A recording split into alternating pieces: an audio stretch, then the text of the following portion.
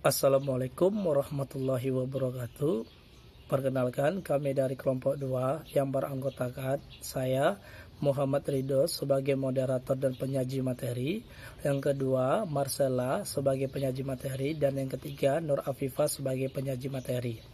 Pada pembahasan kelompok kami kali ini, kami akan membahas mengenai konsep bimbingan dan konseling dengan 3 subtopik. Yang pertama adalah pengertian bimbingan dan konseling.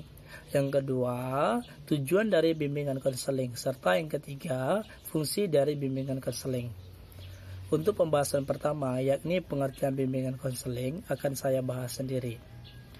Bimbingan konseling terdiri dari 2 kata, yakni bimbingan dan konseling. Pengertian antara bimbingan dan konseling tersebut berbeda. Oke, untuk pembahasan pertama itu pengertian bimbingan. Kata bimbingan berasal dari bahasa Inggris, yakni guidance. Secara harfiah, guidance ini berakar dari kata guide. Apa artinya guide ini? Itu pertama mengatur, to direct. Yang kedua ialah memandu, to pilot. Yang ketiga mengelola, to manage. Dan yang keempat adalah mengendalikan atau menyetir, to steer. Oleh karena itu, pengertian bimbingan ini sudah banyak didefinisikan oleh banyak para ahli. Salah satunya di sini saya mengutip dari para ahli, yaitu Miller dalam bukunya Masdudi tahun 2015 halaman kedua. Ia berpendapat bahwa bimbingan itu ialah suatu proses bantuan terhadap diri individu untuk mencapai pemahaman diri individu tersebut. Dan pengarahan dari individu tersebut, gunanya apa? Gunanya adalah untuk kebutuhan penyesuaian diri individu tersebut terhadap lingkungan sekitar. Nah, di samping itu, menurut para ahli Prayitno dan Admi dalam Tanjung tahun 2021, ia berpendapat adalah bimbingan itu adalah suatu proses pemberian bantuan yang dilakukan oleh seorang yang ahli di bidang tersebut. Berarti orang yang ahli di bidang tersebut yakni konselor terhadap seorang individu ataupun kelompok. Dengan tujuan apa? Dengan tujuan agar orang yang dikonseling atau orang yang diberi arahan tadi dapat memaksimalkan kemampuan yang ada di dalam diri individu tersebut dan dapat menyesuaikan diri dan mencari solusi dari permasalahan yang ada. Sehingga jika saya tarik kesimpulan dari 2 definisi pengertian bimbingan dari para ahli tersebut, ialah bimbingan itu adalah suatu proses ataupun suatu cara yang berupa memberikan bantuan arahan, memberikan pengaturan, dan memberikan pengendalian terhadap diri individu yang dilakukan oleh seorang konselor dengan tujuan agar dapat mencari solusi dari permasalahan tersebut dengan menggunakan kompetensi dan potensi yang ada di dalam diri individu tersebut. Maka jelas ya pengertian dari bimbingan. Yang kedua adalah pengertian dari konseling. Konseling berasal secara etimologis itu berasal dari kata konsel. Yang kemudian diambil dari bahasa Latin, yaitu consilium, yang memiliki makna artinya bersama bicara. Apa sih maksud dari bersama bicara? Bersama bicara di sini maksudnya adalah pembicaraan yang dilakukan oleh seorang konselor dan seorang yang akan dikonseling atau yang akan diberikan arahan, yang akan diberikan bantuan. Namun di samping itu, konseling dalam bahasa kamus bahasa Inggris yaitu counsel memiliki 3 arti. Yang pertama apa? Yang pertama adalah nasihat, to obtain counsel. Yang kedua adalah anjuran. Yang ketiga adalah pembicaraan. Sehingga dari 3 tersebut itulah makna dari konseling dalam bahasa kamus bahasa Inggris. Kemudian konseling di sini memiliki pengertian banyak sekali dari para ahli. Salah satunya adalah konseling adalah suatu proses pemberian bantuan dengan cara melakukan wawancara. Berarti tahapnya adalah melakukan tahap wawancara antara seorang konselor dan seorang yang akan dikonseling dengan tujuan agar seorang konselor dapat memberikan solusi kepada seorang yang akan dikonseling dari permasalahan yang ada. Oleh karena itu wawancara yang dilakukan tatap muka tadi dapat memberikan efek hubungan timbal balik antara 2 pihak yang berkaitan tadi. Oleh karena itu, konselor yang akan memberikan jalan atau solusi dari permasalahan tersebut haruslah sesuai dengan ilmu pengetahuan, dengan bidang dan pengalaman yang ia miliki. Makanya daripada itu, pengertian bimbingan dan pengertian konseling adalah suatu proses pemberian bantuan yang dilakukan oleh seorang berpengalaman dalam bidangnya kepada seorang individu. Gunanya adalah dapat mengendalikan dan mengatur individu tersebut ke arah yang lebih baik dengan solusi persoalan yang ada dengan menggunakan kemampuan dan potensi yang ada dalam diri individu tersebut dengan dibantu dan diiringi oleh seorang yang berpengalaman di bidang ilmu tersebut, yakni adalah konselor tersebut. Mungkin sekian untuk materi pembahasan yang pertama. Untuk pembahasan yang kedua, yakni tujuan dari bimbingan konseling akan dibahas oleh rekan saya Nur Afifah, dan fungsi dari bimbingan konseling akan dibahas oleh rekan saya yakni Marcella. Kepada rekan saya dipersilakan. Selanjutnya adalah tujuan bimbingan dan konseling atau BK. Tujuan dari bimbingan dan konseling adalah membantu peserta didik untuk mencapai perkembangan secara optimal sebagai makhluk Tuhan, sosial, dan pribadi. Dengan kata lain, bimbingan dan konseling yaitu mendorong seorang individu untuk mencapai tugas-tugas perkembangannya. Dalam hal ini, lebih lanjut dari tujuan bimbingan dan konseling untuk individu, yaitu yang pertama, kebahagiaan hidup pribadi sebagai makhluk Tuhan atau makhluk Allah Subhanahu wa Ta'ala. Maksud dalam kebahagiaan hidup pribadi adalah dalam diri peserta didik atau individu itu merasakan kebahagiaan. Maka dari itu, bimbingan dan konseling ini membantu seorang peserta didik untuk merasakan kebahagiaan dalam dirinya pribadi. Untuk yang selanjutnya yaitu kehidupan yang produktif dan efektif dalam masyarakat. Maksud dalam produktif dan efektif dalam masyarakat adalah bimbingan dan konseling ini membantu seorang peserta didik atau individu untuk bersikap produktif, dengan kata lain aktif dengan kegiatannya, dan efektif atau tanggap atau sesuai jelas dengan dirinya sendiri yang ada di masyarakat maupun di lingkungan sekitarnya. Selanjutnya adalah hidup bersama dengan individu-individu lain. Maksud dalam hidup bersama dengan individu-individu lain, sudah kita ketahui bahwasanya seorang individu atau peserta didik kebanyakan ada yang tertutup terhadap lingkungannya, pribadinya maupun keluarganya. Maka dari itu, tugas dari bimbingan konseling atau konselor ini adalah mengajak atau membantu seorang peserta didik untuk bersikap terbuka, tidak tertutup terhadap lingkungannya, atau dengan kata lain makhluk sosial atau berdampingan dengan individu-individu lain atau orang lain di sekitarnya. Selanjutnya adalah harmoni antara cita-cita mereka dengan kemampuan yang dimilikinya.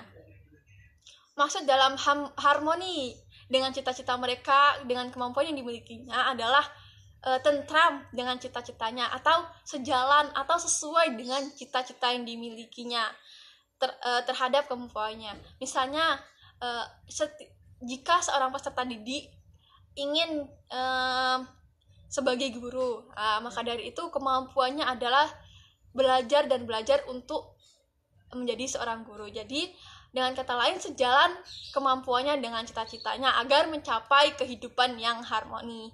Dengan kata lain, peserta didik dapat menikmati kebahagiaan hidupnya dan dapat memberikan sumbangan yang berarti kepada kehidupan masyarakat pada umumnya.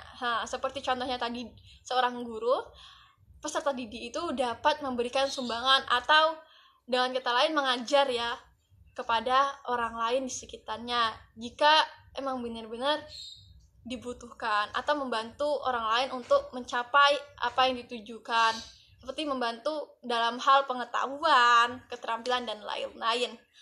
Selanjutnya, dalam tujuan dan bimbingan konseling, secara umum tujuan dan bimbingan dan konseling ini adalah untuk membantu seorang individu atau peserta didik atau pribadi memperkembangkan dirinya secara optimal sesuai dengan tahap perkembangan plus di posisi yang dimiliki seperti kemampuan dasar dan bakat-bakatnya.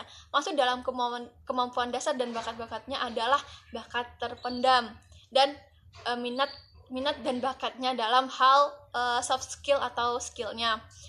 Dalam memperkembangkan soft skillnya ini atau kemampuannya dari berbagai latar belakang yang ada, seperti halnya latar belakang keluarga, pendidikan, status sosial ekonomi, dan sesuai dengan tuntutan positif lingkungan. Dalam mengembangkan keterampilannya ini, peserta didik akan mencapai sebuah kemampuan tergantung dalam lingkungannya atau latar belakangnya, seperti latar belakang keluarga tadi, pendidikan, sosial, ekonomi, dan lain-lain. Maka dari itu, agar mencapai sebuah tujuan, bimbingan konseling ini adalah membantu seorang individu untuk mencapai tujuan tersebut atau perkembangan tujuan tersebut dalam kemampuan dirinya sendiri. Dan selanjutnya, dalam pengembangan potensi bimbingan dan konseling ini ada 8 tahapan. Yang pertama yaitu pemahaman dan kesadaran. Maksud dalam pemahaman dan kesadaran ini adalah seorang peserta didik memahami atau memiliki kesadaran terhadap dirinya sendiri. Yang selanjutnya adalah sikap dan penerimaan. Maksud dalam sikap dan penerimaan ini, seorang peserta didik adalah menerima atau menerima terhadap saran dan tanggapan dari orang lain untuk dirinya sendiri agar bisa membentuk sikap pribadi yang baik. Selanjutnya adalah keterampilan dan tindakan. Maksud dalam keterampilan dan tindakan sudah kita ketahui keterampilan adalah soft skill atau minat dan bakat. Untuk tindakannya adalah dalam keterampilan tersebut seorang dari bimbingan dan konseling ini membantu seorang peserta didik untuk mencapai tindakan yang tepat dalam melakukan sebuah hal atau melakukan tindakan ke depannya. Di dalam rambu-rambu penyelenggaraan bimbingan dan konseling ini, dalam jalur pendidikan formal, juga dijelaskan bahwa bimbingan dan konseling secara khusus bertujuan untuk membantu konselor atau guru agar dapat mencapai tugas-tugas perkembangan yang meliputi aspek pribadi, sosial, belajar, dan karir. Karir dengan kata lain adalah pekerjaan yang akan terjadi di masa depan. Selanjutnya adalah tujuan bimbingan dan konseling di sekolah. Tujuan dari adanya bimbingan dan konseling di sekolah. Sudah kita ketahui bahwasanya banyak adanya guru BK atau materi-materi di sekolah-sekolah. Maka dari itu, bimbingan dan konseling ini adalah bertujuan untuk mengatasi kesulitan dalam memahami dirinya sendiri. Maksud dalam memahami dirinya sendiri adalah bimbingan dan konseling di sekolah, yaitu untuk agar individu atau peserta didik dapat mengatasi kesulitan dalam memahami dirinya sendiri. Itulah tugas dari bimbingan dan konseling untuk membantu seorang peserta didik. Selanjutnya adalah mengembangkan seluruh potensi seoptimal mungkin.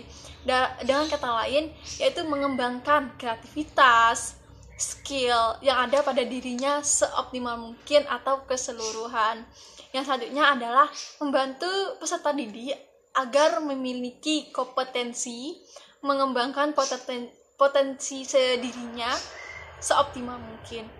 Maksud dalam hal ini adalah seorang guru konselor atau guru BK yaitu bertujuan adalah membantu peserta didik memiliki kompetensi. Sudah kita ketahui banyaknya peserta didik yang memiliki kompetensi atau bakat-bakat terpendam, tetapi tidak ditegaskan secara optimal atau secara keseluruhan. Dengan kata lain, hanya setengah-setengah dalam rangka menampilkan bakatnya. Maka dari itu, tugas dari bimbingan dan konseling adalah membantu seorang peserta didik untuk meningkatkan atau mengembangkan potensinya sendiri. Dan yang selanjutnya adalah mengatasi kesulitan dan dalam menyalurkan kemampuan, minat, dan bakatnya dalam bidang pendidikan dan pekerjaan. Maksud dalam hal ini adalah seorang bimbingan dan konseling itu membantu seorang peserta didik untuk mengatasi kesulitan-kesulitannya. Kesulitan-kesulitan yang dimaksud adalah dalam memecahkan masalahnya dalam diri sendiri, masalahnya dengan orang lain, dan orang sekitarnya. Selanjutnya adalah mengatasi kesulitan dan mengidentifikasi dan memecahkan masalahnya. Dalam hal ini guru BK atau konselor ini bertugas atau bertujuan untuk membantu seorang peserta didik untuk memecahkan kesulitannya atau mengidentifikasi atau meleburkan apa saja masalahnya yang terjadi pada dirinya sendiri. Yang selanjutnya adalah mengatasi kesulitan dalam memahami lingkungannya yang meliputi lingkungan sekolah, keluarga, pekerjaan, sosial, ekonomi, dan kebudayaan. Dengan kata lain, guru BK atau bimbingan dan konseling ini adalah bertujuan untuk membantu seorang peserta didik untuk membantu memahami lingkungannya, memahami lingkungan dia sendiri atau lingkungan masyarakatnya dalam hal kayak keluarganya sendiri, lingkungan pekerjaannya, lingkungan sosial atau individu lain, ekonomi, dan lain-lain. Selanjutnya adalah untuk mencapai tujuan-tujuan tersebut, seorang bimbingan dan konseling ini memiliki kesempatan, bimbingan dan konseling ini harus memiliki kesempatan untuk mengenal dan melaksanakan tujuan hidupnya, serta merumuskan rencana hidup yang didasarkan atas tujuan itu. Selanjutnya, mengenal dan memahami kebutuhan secara realistis. Yang selanjutnya, mengenal dan menanggulangi kesulitan-kesulitan sendiri. Dan yang selanjutnya yaitu mengenal dan mengembangkan kemampuan secara optimal. Maksud dalam mengembangkan adalah meningkatkan kemampuannya atau skill peserta didik tersebut secara optimal atau secara keseluruhan, walaupun secara bertahap. Dan selanjutnya adalah menggunakan kemampuannya atau menggunakan minat dan bakatnya atau kreativitasnya atau bakatnya untuk kepentingan pribadi dan untuk kepentingan umum dalam kehidupan bersama. Jadi, dalam hal ini memiliki kesempatan untuk menggunakan kemampuannya itu untuk pribadi dalam menyelesaikan masalah atau membantu masyarakat sekitarnya atau lingkungan keluarganya. Selanjutnya adalah menyesuaikan diri dengan keadaan dan tuntutan di dalam lingkungan, menyesuaikan diri dengan keadaan dan tuntutan di lingkungannya atau lingkungan masyarakat, lingkungan sekitarnya. Dan yang terakhir yaitu mengembangkan segala yang dimilikinya secara tepat dan teratur sesuai dengan tugas perkembangan sampai batas optimal, sampai batas fullnya atau batas tingkat tertingginya. Mungkin hanya itu, saya ucapkan terima kasih. Oke, selanjutnya fungsi pelayanan bimbingan dan konseling.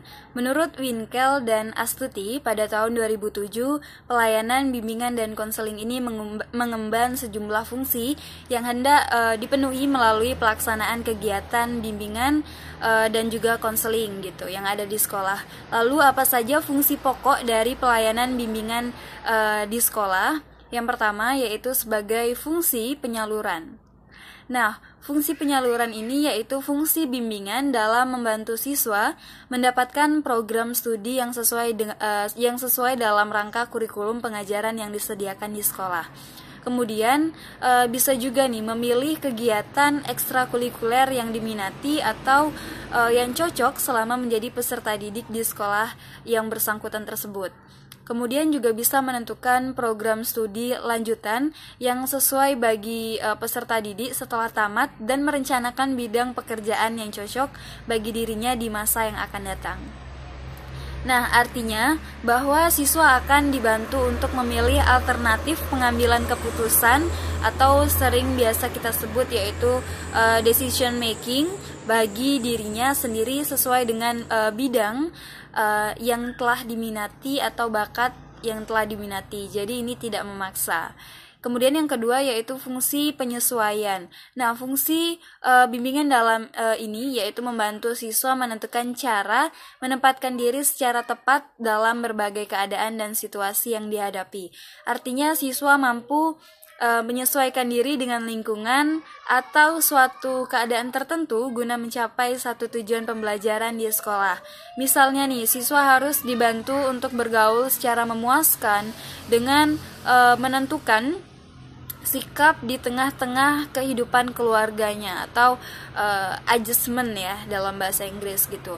Jadi penyesuaian siswa yang baik di sekolah akan menciptakan suatu hubungan dan juga interaksi yang hangat di antara individu di sekolah, sehingga terbangunlah suatu komunitas sekolah yang saling mendukung, menghargai dan juga terbuka, serta dapat berkembangnya suatu sikap prososial di antara individu yang ada di sekolah, seperti guru dengan siswa, siswa dengan siswa, guru dengan guru, dan juga secara luas yaitu sekolah dengan keluarga siswa. Nah, selanjutnya yaitu fungsi pengadaptasian, yaitu fungsi bimbingan sebagai narasumber bagi tenaga-tenaga pendidik yang lain di sekolah. Khususnya ini yaitu pimpinan sekolah dan juga staf pengajar, dalam hal ini mengarahkan rangkaian kegiatan pendidikan dan pengajaran supaya sesuai dengan kebutuhan para siswanya. Nah, pada fungsi ini layanan tidak langsung diberikan kepada siswa, namun layanan diberikan melalui sesama tenaga pendidik dengan memberikan informasi dan juga usulan kepada sesama tenaga pendidik demi keberhasilan program pendidikan dan juga demi program pendidikan di sekolah serta terbinanya kesejahteraan para siswa. Kemudian fungsi ini secara implisit dapat menciptakan suatu kondisi yang aman, nyaman bagi proses belajar oleh siswa. Kalau tadi kita bahas fungsi pelayanan, sekarang kita bahas untuk fungsi bimbingan dan juga konselingnya sendiri. Nah, yang pertama yaitu fungsi pemahaman. Fungsi pemahaman yaitu fungsi membantu peserta memahami diri dan juga lingkungannya. Berdasarkan pemahaman ini, konseli diharapkan mampu mengembangkan potensi dirinya secara optimal dan juga menyesuaikan dirinya dengan lingkungan secara dinamis dan konstruktif. Karena bagaimanapun dan dimanapun kita memang harus bisa memahami dan juga mengerti suatu keadaan dan lingkungan di sekitar kita supaya bisa lebih beradaptasi. Nah, kemudian fungsi yang kedua yaitu fungsi pencegahan. Fungsi untuk membantu peserta didik mampu mencegah atau menghindari diri dari berbagai permasalahan yang dapat menghambat dan untuk dapat menghambat perkembangan dirinya. Kemudian melalui fungsi ini konselor memberikan bimbingan kepada konseli tentang cara menghindari diri dari perbuatan atau kegiatan yang membahayakan dirinya. Teknik yang dapat digunakan adalah pelayanan orientasi, informasi dan juga bimbingan kelompok. Beberapa masalah yang perlu diinformasikan kepada para konseli dalam rangka mencegah terjadinya tingkah laku yang tidak diharapkan, diantaranya yaitu bahayanya minuman keras, merokok, penyalahgunaan obat-obatan, drop out atau pergaulan bebas. Nah, selanjutnya fungsi yang ketiga yaitu sebagai fungsi pengentasan. Fungsi ini yaitu untuk membantu peserta didik mengatasi masalah. Jadi ketika kita telah berusaha mencegah namun tetap terjadi. Nah, di sini peran konselor bisa membantu siswa. Ini berkaitan dengan upaya pemberian bantuan kepada konseli yang telah mengalami masalah, baik menyangkut aspek pribadi, sosial, belajar maupun karir. Teknik yang dapat digunakan adalah konseling dan remedial teaching. Nah, kemudian diharapkan dengan ini siswa dapat mengatasi masalah yang terjadi. Selanjutnya fungsi yang keempat yaitu fungsi pemeliharaan dan pengembangan.